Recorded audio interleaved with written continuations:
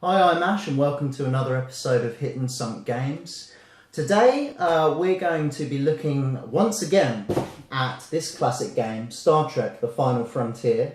I say once again because you may have already watched a video where I did a first look at this game, a first unboxing, which was quite cool. So today what we're going to be doing is we're going to be going through the rules of the game. It's a very simple game to pick up and play.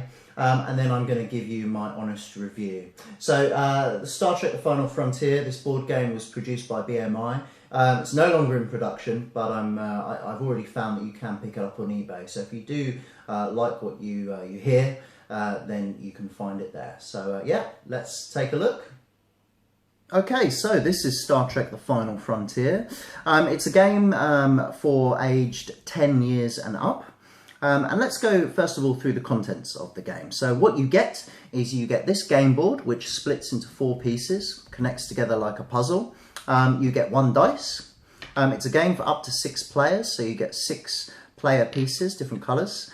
You get these Star Trek destination cards, which on the back have the names of various planets on the board. And you get these Star Trek cards, which have some text on the back telling you to roll an extra dice or add 2 to your move. We'll go through those in a second. You also get this rule page, very simple, it's just one-sided. All the rules of the game are on there. So that's what you get in the game. So now let's go through the rules. The rules are very, very simple. So let's, for example, say we're playing with 2 players.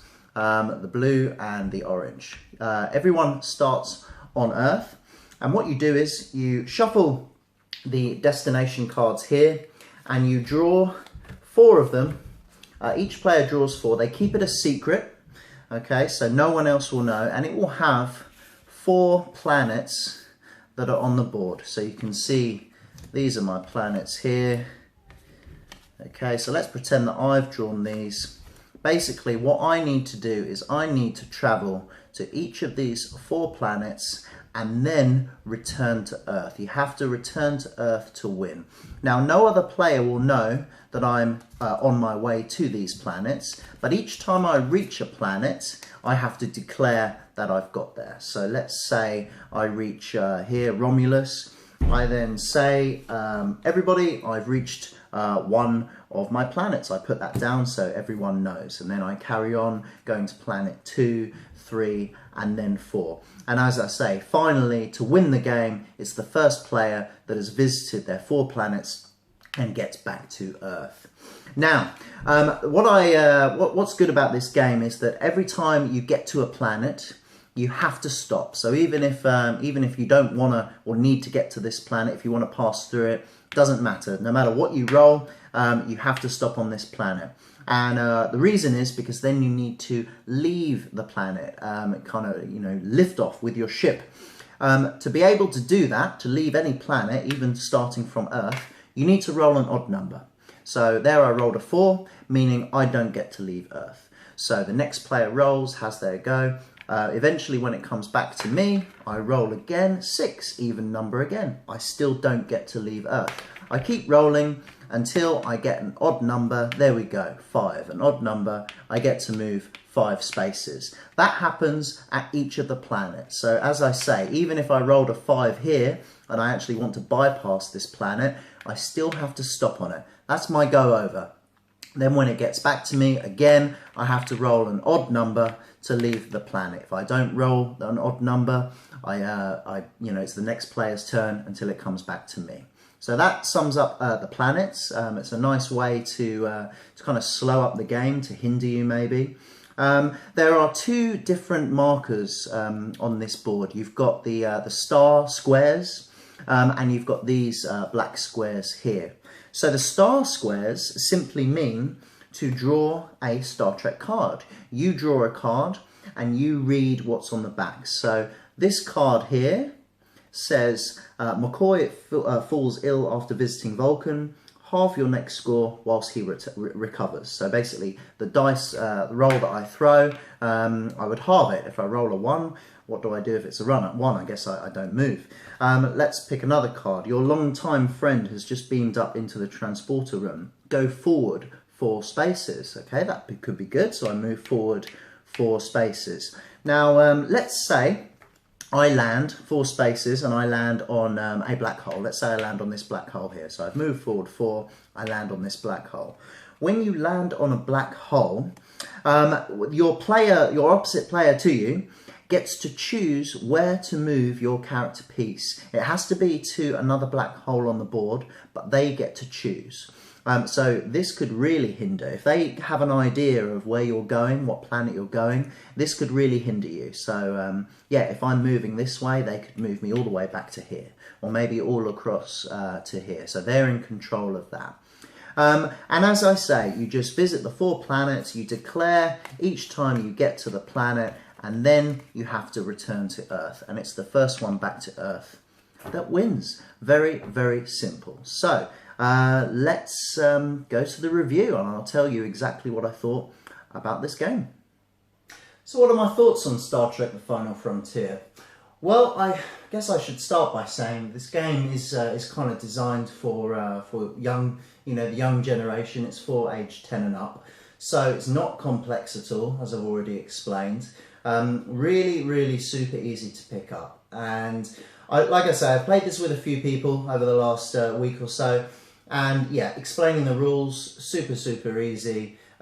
We just got stuck in, really, and believe it or not, for such a simple game, we did have a great time.